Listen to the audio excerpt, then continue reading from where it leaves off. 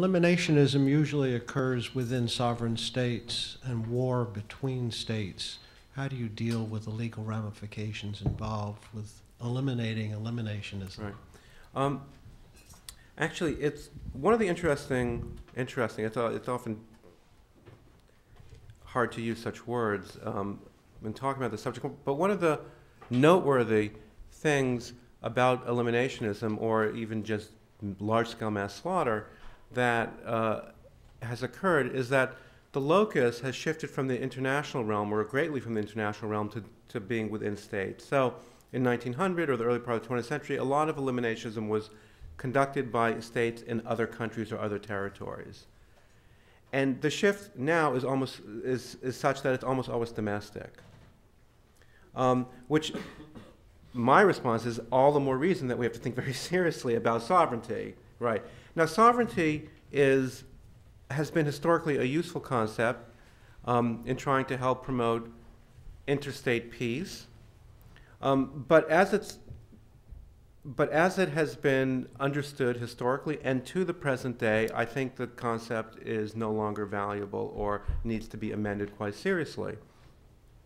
Let me remind you, as you probably know, that sovereignty is not about people, but it's about states. It's the sovereignty of states over their territory, the right to not to have other states or countries interfere within your territory. And it seems to me to be almost ludicrous in our democratic age to say that there is such a thing as state sovereignty as opposed to having the people be sovereign of countries, and to say that if the people are not actually governing themselves, that the state that is governing them is not only not protected by this principle of sovereignty, and when I say the people governing themselves, that means democratically, but in fact, such states are illegitimate. And this is one of the problems with the UN. The UN harbors and has as a large percentage of its members, quite obviously, illegitimate states.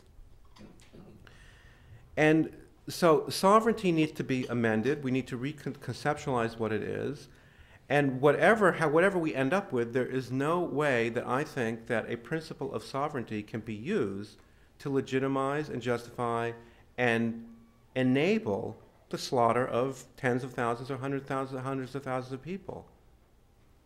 And so sovereignty must be, whatever the definition, even if it does afford states some protection, it must be abridged by certain kinds of acts.